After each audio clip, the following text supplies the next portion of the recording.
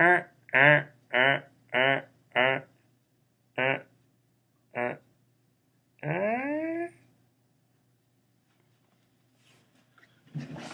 So hey guys, that was my attempt at the Jared Leto Joker laugh, who is both an actor and a character that it plays in the new DC comic universe film Suicide Squad.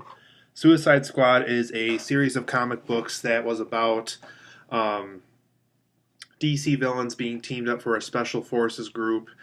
So that way, the superheroes, the Justice League, didn't have to do the really dangerous stuff. They could just send these guys out. If they die, they die because they're the villains, and nobody cares if they die or not. So that way, the heroes can at least be spared for a couple of missions. So this movie is about that. This movie is very much an adaptation of that comic book series.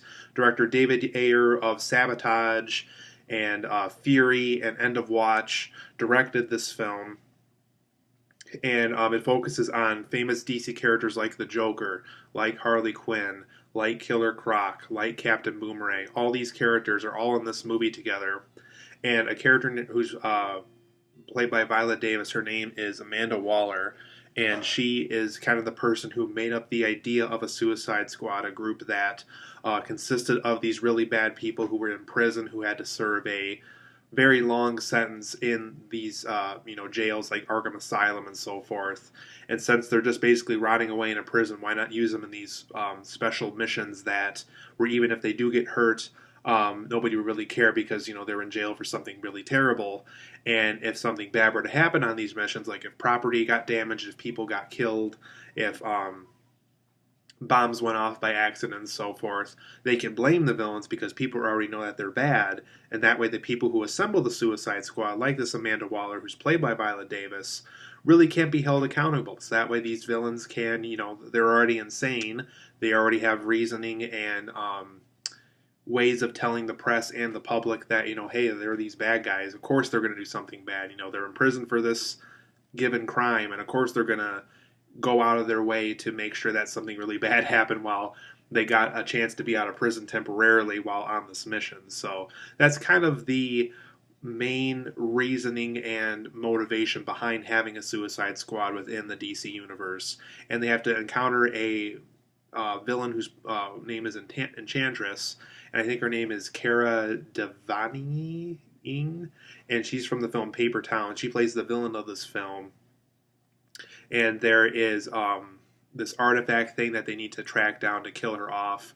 And once again, they want to use the Suicide Squad because the Justice League really isn't quite the Justice League yet, so I don't want to ruin it for those who haven't seen Batman vs Superman. So they're off and around somewhere, but they don't want to use them for this really dangerous mission.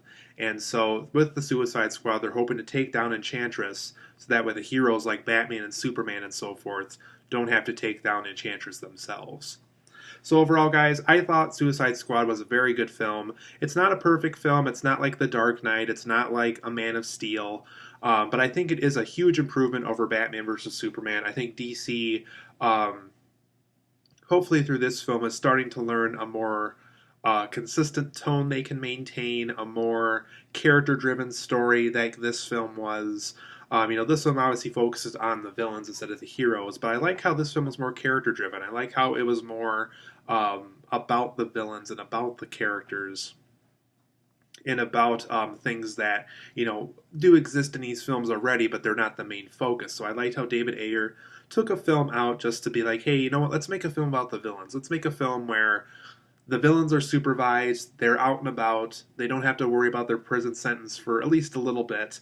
They're just out on these missions, they're out doing things that probably the heroes should be doing, but hey, you know what? They're serving a prison sentence. Why not, since they already have special abilities, why not use them for the greater good and give them this opportunity to do this, and then we'll just immediately put them back in the prison cells when we're done.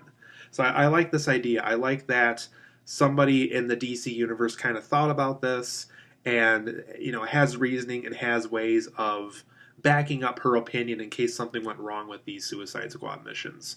So for my positives and negatives of this film, I thought Will Smith's character, his character's name is Deadshot. He's kind of the assassin of the DC universe.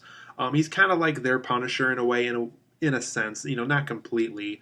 But I think the character of Deadshot is very interesting. Will Smith did a very good job with this. We also get a classic Will Smith here. We get a Will Smith that we recognize from like Men in Black and I Am Legend. Very deep backstory, very understandable backstory. You can see why he kind of sees why he's a villain, why he kind of sees why he's kind of a good guy sometimes. So I liked that complexity of the character. I liked how it was a complex character that was fun to watch. You could tell Will Smith was having a ball playing this character. And if DC doesn't tend to use this character again, like in a Batman film, for example, I would love to see this happen. Will Smith did a great job playing Deadshot. Another very notable part of this movie is Margot Robbie playing the character Harley Quinn. A lot of fun, very accurate to the comic books. Very energetic role from Margot Robbie. Very attractive lady who played a very attractive character here. So I thought Margot Robbie really brought it to this role. Very good job with her playing Harley Quinn in this movie. One thing that David Ayer did that I think Zack Snyder didn't do as much of in Batman vs. Superman is on the scenes that take place in Gotham City. It kind of has a Tim Burton-y kind of look to it. I like how it feels like something we would have saw in Michael Keaton's Batman or in the Batman Returns, with like the winter scenes from that. I liked how whenever these characters are walking around in Gotham City, it does feel like Gotham City. It feels like something that would have belonged in a Tim Burton Batman film, and even parts of it feel like something that we would feel in like a Christopher Nolan Batman film. So I liked how Gotham City looks like the Gotham City you would want to see on the big screen again. Another big positive for the movie, and even though he's minimal in the film, you don't see him as often as the marketing for this film probably told you he'd be in the movie. But when he's in the movie, Jared Leto's Joker is very good. It's not Heath Ledger good. I don't even say it's Jack Nicholson good, but it's a very different Joker. It's a little best of both worlds. It's a little bit Ledger. It's a little bit Nicholson, and I liked how Leto was more of a insane mob boss kind of a character. You could tell that the Joker has a lot of connections in this movie, whether it's a well-known person or an anonymous person like in The Dark Knight.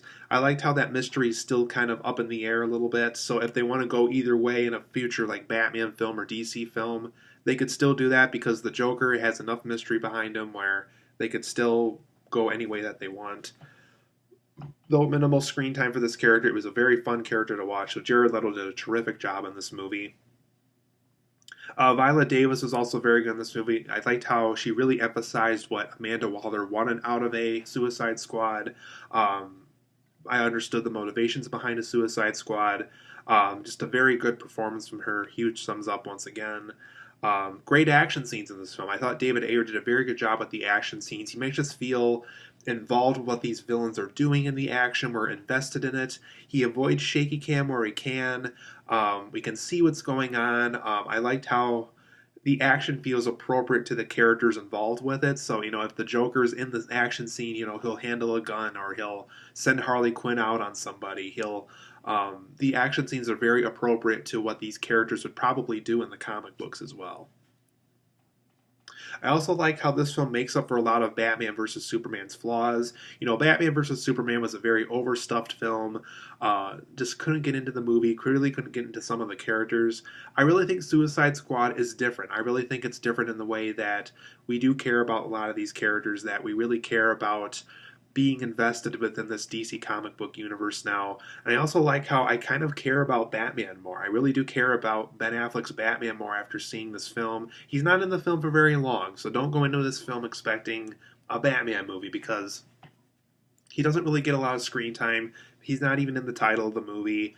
But it does make up for a lot of Batman vs. Superman's flaws. For all the negative things I said about Batman within that movie, I think David Ayer has a better understanding of Batman here. It does feel more along the line of like a Tim Burton or a Christopher Nolan with this Batman. So huge thumbs up to Ben Affleck. I apologize for all those negative things I said in Batman vs. Superman because I really do think a lot of the mistakes that were made in that film were made up in Suicide Squad. I also liked all those character intros was in the first half of the film. The first half of the film tries to get us introduced and familiar with all these characters that are going to be on the Suicide Squad. Captain Boomerang from The Flash and all of them.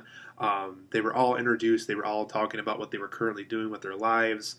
So I liked that. I know a lot of people probably are going to see that as kind of lazy, but I do like how this film was really getting us up to date on these characters, getting us introduced to them if we weren't familiar with them, like with Captain Boomerang, for example. So I liked that character intro montage that they had in the first half of the movie. And I really do think this film had a great use of the villains. I do think that having a Suicide Squad film allows DC to do this, and I think that they achieved their goal here of really making us feel invested in a lot of these villains that we might be seeing in later DC films. So, like, if we do see Deadshot in a film, if we do see, Captain Boomerang or any of them in a later film, I'd be totally all for it. I thought it was a great use of villains in this movie. For my negatives of this film, I really thought the villain of this film was pretty weak. Enchantress was cool, and we got to see her as a human being, but the second she became demonic and more evil towards the Suicide Squad and became like the villain of the movie, I really didn't care about the character. It was kind of a weak motivation that she had. This film's about the characters, and this is one character where I just really didn't feel invested in her that much. So villain-wise, doesn't really work, and maybe for the simple reason that this film was already about the villains, so adding a villain that's supposed to be a villain was a little bit weird. Another negative I had with the film was I thought some of the squad team rules for the Suicide Squad felt pretty inconsistent. The Suicide Squad, one big rule that they have is that if they kill or hurt or misbehave or try to escape from the character of Rick Flag, who's kind of the supervisor of the Suicide Squad, any of them can be shot on sight. So if they're disobeying, if they're not following the rules, Arkham Asylum can just give the Suicide Squad another villain to work with, and that person can be shot on sight on the mission if they're misbehaving. There's times in this movie where I really feel like Rick Flag really isn't doing his job. There's a lot of scenes where characters are like, screw you, I'm going to go have a beer, or screw you, I'm going to go rob this, or screw you, I'm going to go do this. He doesn't do anything, so it's just like, okay, why establish all these squad team rules if Rick Flag himself, the supervisor of this team, doesn't do anything about it? So there's times throughout the movie where it's just like, okay, why even bother having squad team rules if the villains are breaking them already and the supervisor of the team isn't doing anything about it? Another negative I had with this movie is there was a lot of underdeveloped supporting characters. There was a character that really bothered me in this movie just because when they do explain her backstory, it's like 4 seconds long, and when she does pop up in the film, it's very random, and that's the character Katana. I just didn't care about her. Didn't feel like a very interesting character to me. Not a very compelling villain to me either. And the character of Slipknot doesn't really get a lot to do in this movie. Very boring villain. Another character like Katana that just did not need to be in this movie. Scott Eastwood, Clint Eastwood's son, is in this film, and he's like the assistant supervisor to Rick Flag, who's played by Joe Kinnaman. Worthless character, complete waste of Scott Eastwood. I really didn't think he needed to be in this movie. If you really wanted to be in a Suicide Squad or DC film, I think they could have found a better way to use him. The way that Scott Eastwood was portrayed here was very worthless. I didn't care about his character.